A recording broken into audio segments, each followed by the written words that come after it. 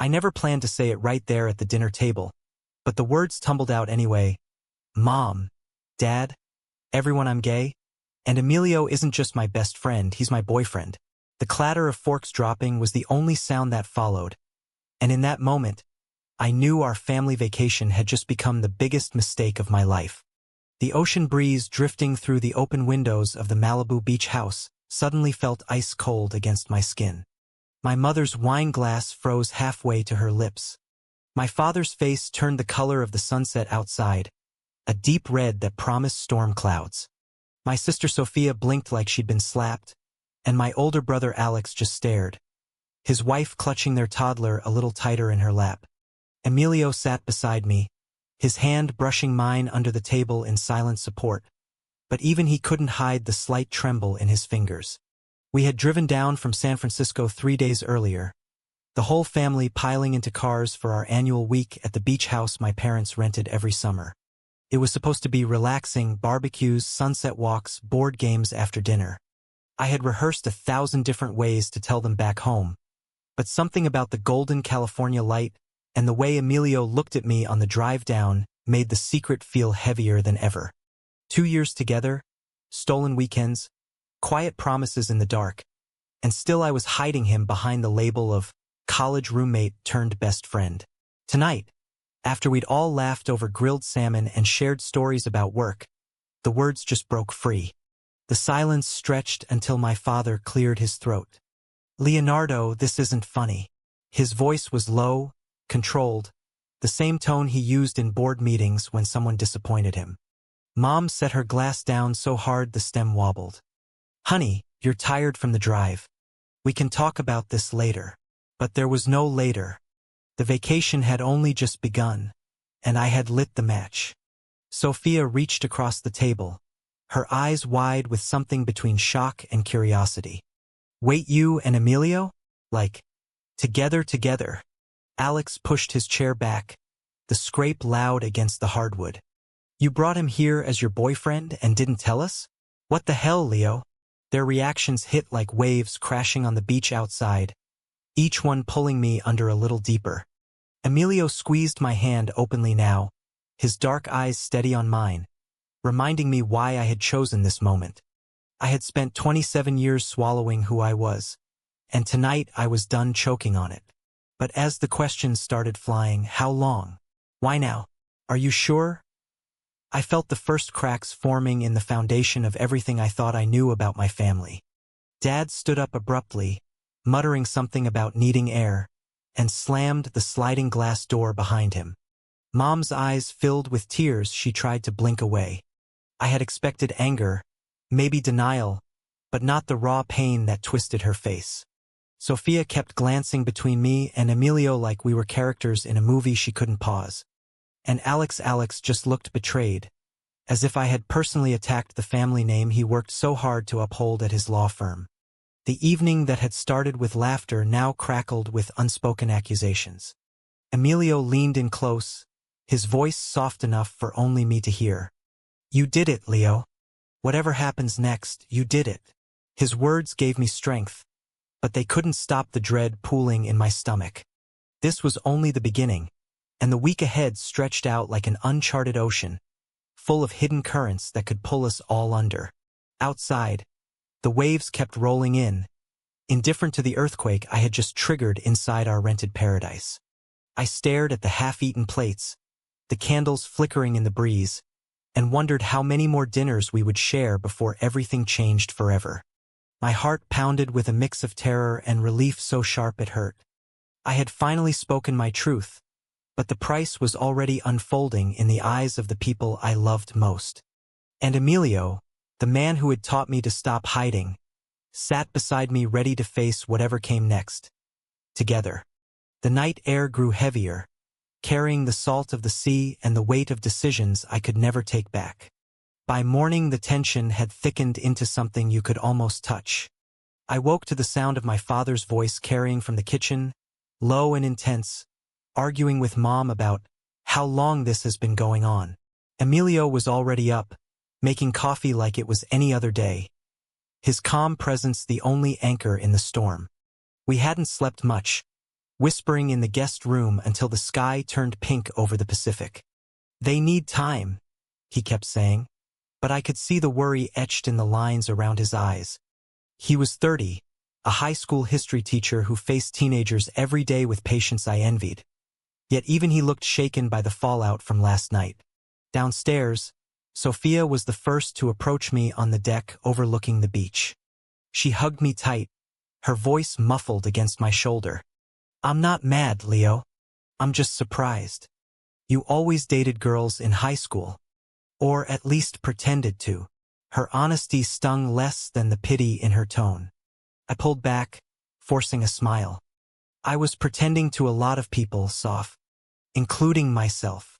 She nodded, glancing toward the kitchen where Dad was slamming cabinets. "Dad's not handling it well. He keeps saying it's a phase, that you're confused because of work stress." I laughed bitterly. Work stress? As if designing logos for tech startups could explain away 2 years of loving the man currently flipping pancakes like nothing had changed. Alex avoided me completely, taking his wife and kid for an early walk along the shore. When they returned, his eyes slid past me like I was invisible. The betrayal in his silence cut deeper than any shouting match. Emilio tried to bridge the gap during lunch, offering to help with the grill, but Alex's curt "we're good" made the air freeze. Mom hovered between us all day, suggesting beach volleyball or a drive to Malibu Pier. Anything to pretend yesterday's dinner had been a bad dream. But the cracks were widening. Late afternoon, Dad finally cornered me in the garage while I was grabbing beach towels. "You think this is some kind of joke? Bringing that man into our family vacation?" His words landed like punches. "He's not that man, Dad. He's Emilio. He makes me happy." The argument escalated quickly, voices rising until Mom intervened, tears streaming. "Robert, please. This is our son." But Dad's face only hardened. "Our son wouldn't lie to us for years." That night, around the fire pit on the sand, the family tried small talk about old vacations, but every laugh felt forced. Sophia asked Emilio about his teaching job, genuine interest softening the edges, but Alex excused himself early. I watched the flames dance and felt the weight of choices pressing down. Coming out had been freeing for one heartbeat. Now it was a mirror reflecting every fear I had buried. Emilio's hand found mine in the dark, hidden from view, and for a moment the world narrowed to just us. Yet the distance growing between me and my family felt like the tide pulling away, leaving jagged rocks exposed. I had shattered the illusion of the perfect sun, and the pieces were scattering across the sand. By the time we headed inside, the stars overhead seemed colder, the ocean louder, as if warning me that the real storm was still building. Sleep came in fragments, haunted by the look in Dad's eyes and the uncertainty of what tomorrow would demand from all of us. The third day brought a fragile truce wrapped in avoidance. Mom suggested a hike in the nearby canyon, hoping fresh air and movement might heal what words couldn't. Emilio and I walked at the back of the group, his shoulder brushing mine on the narrow trail. "You okay?" he asked quietly, eyes scanning the chaparral as if the answer might hide there. I wasn't. Flashbacks kept hitting me. High school locker rooms where I laughed at gay jokes to fit in, college parties where I kissed girls to prove something I never believed. Meeting Emilio at a friend's barbecue 2 summers ago had changed everything. He had been grilling burgers, laughing with that easy confidence, and when our eyes met across the smoke, something clicked into place I couldn't ignore. We talked for hours that night about history, dreams, fears. By the end of the weekend we were inseparable, yet I still introduced him as my buddy to anyone outside our private world. On the trail, Sophia fell back to walk with us. "Tell me about how you two met," she said softly, and for the first time since the dinner, I felt seen instead of judged. Emilio shared the story with warmth, his voice painting pictures of late-night talks and quiet dates in San Francisco parks. Mom overheard and slowed her pace, listening without interrupting, her expression shifting from pain to something closer to understanding. Dad and Alex stayed ahead, their conversation clipped and loud about sports, deliberately excluding us. The hike ended at a viewpoint overlooking the glittering Pacific, and for a brief moment the family stood together in silence. But back at the house, the peace shattered again when Alex's wife innocently asked if Emilio and I wanted separate rooms. The question hung there, loaded. Alex snapped. They've been sharing for years, apparently, and the old anger flared. That evening I found myself alone on the beach with Emilio as the sun dipped low. Waves lapped at our bare feet while I poured out the guilt that had been building. I dragged you into this mess. My family's falling apart because of me. He stopped walking, turning me to face him, his hands steady on my shoulders. You didn't drag me anywhere, Leo. I chose you. Every single day. His words cracked something open inside me, releasing tears I hadn't allowed since the announcement. We stood there as the sky turned orange.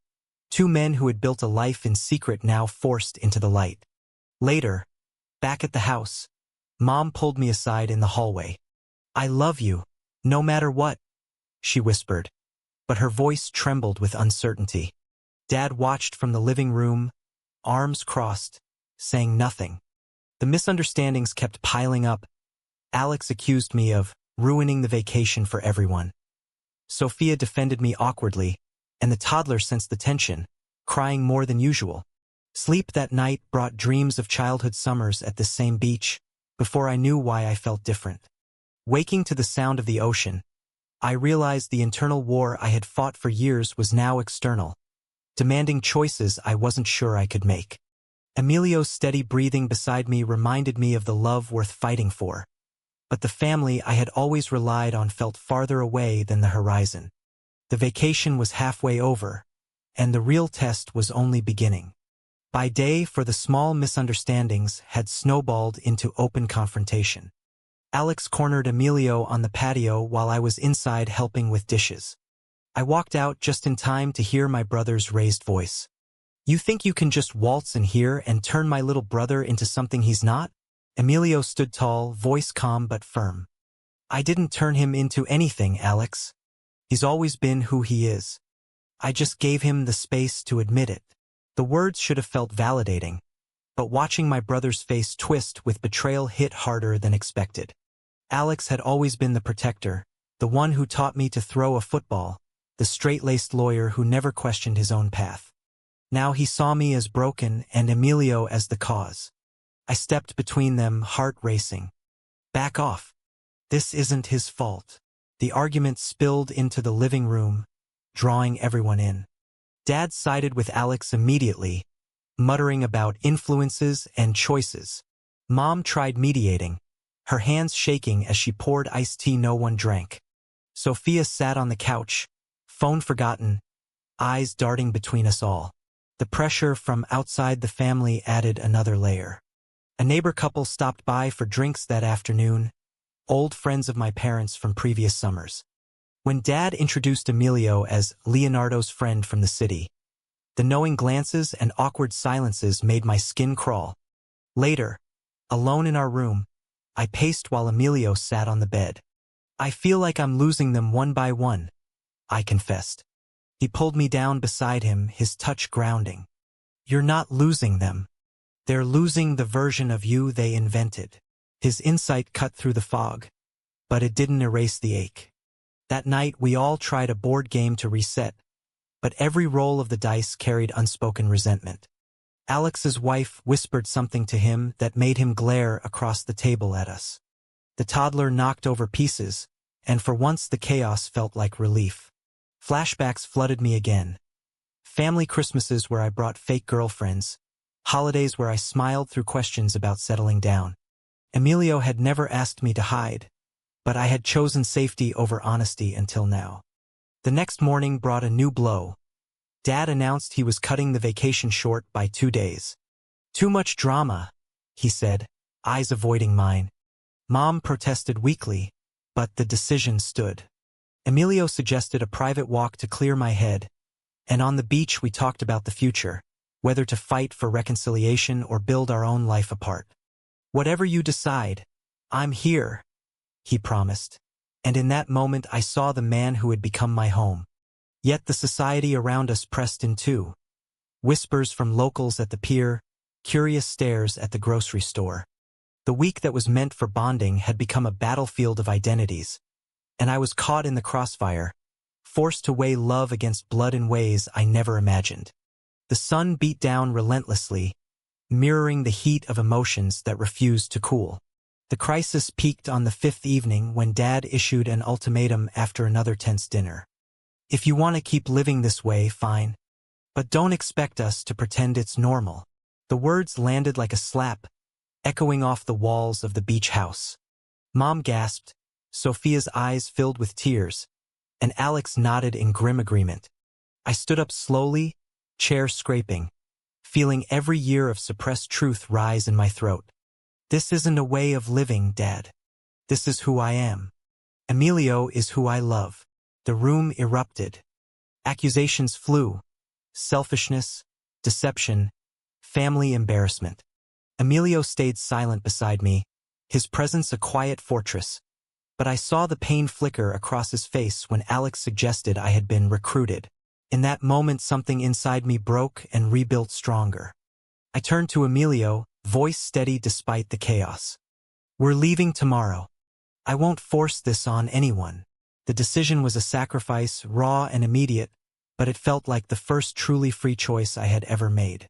Mom followed me upstairs, pleading through sobs. Don't go like this. Give us time.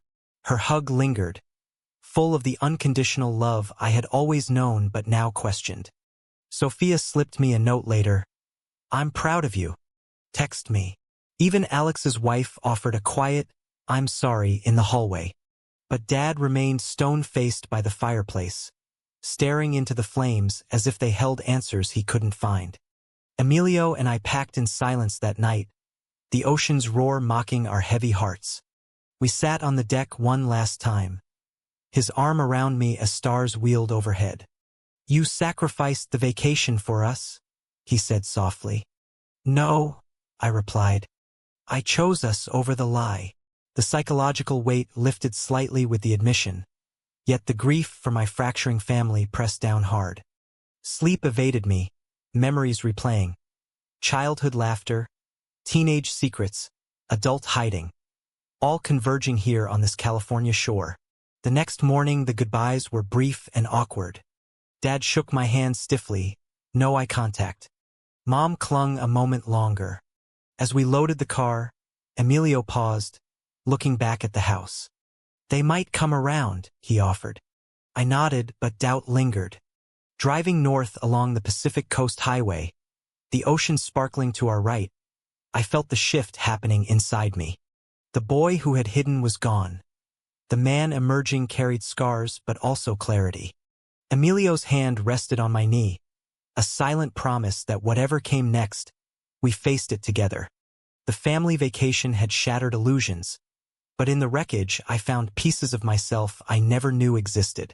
The road stretched ahead, uncertain yet full of possibility, and for the first time the future felt like mine to shape. Weeks after we returned to San Francisco, the texts started trickling in. Sophia sent photos from the remaining days at the beach, captions full of quiet support. Mom called once, voice thick with emotion, asking about our life without demanding changes. Alex stayed silent, but his wife forwarded a family photo including us both, a small olive branch. Dad never reached out directly, but Mom mentioned he had started reading articles about identity, late-night searches on his laptop. The distance remained, yet cracks of light filtered through. Emilio and I settled into a new rhythm. Open dates, shared friends, no more hiding. My work flourished with a creativity I hadn't tapped before, as if authenticity unlocked parts of me long dormant. We visited a local LGBTQ center, volunteering on weekends, surrounding ourselves with stories that mirrored ours and offered hope. The internal crisis that began on that Malibu sand had evolved into growth I could feel in my bones. One crisp autumn evening, Emilio proposed on the Golden Gate Bridge overlook, the city lights twinkling below. I want every vacation, every holiday, every ordinary day with you. No secrets. Tears blurred the view as I said yes. The ring felt cool on my finger, a symbol of choices that had cost everything and given more. Family reconciliation was slow, imperfect. Thanksgiving brought tentative steps. Mom's invitation, Dad's awkward presence at the table. Conversations stayed surface level, but no one walked away. I realized acceptance wasn't a single moment but 1,000 small decisions. The man I had become understood that love, whether romantic or familial, demanded courage from everyone involved. Emilio's steady support through the darkest nights had shown me strength wasn't about never falling but about rising together. Looking back at the shattered vacation that started it all, I saw the beauty in the breaking. It forced truths into daylight, friendships to deepen, and a future I could claim without apology. The ocean still rolled in my memories, but now its roar sounded like freedom. True or false? Family love can survive any truth if both sides choose understanding over fear.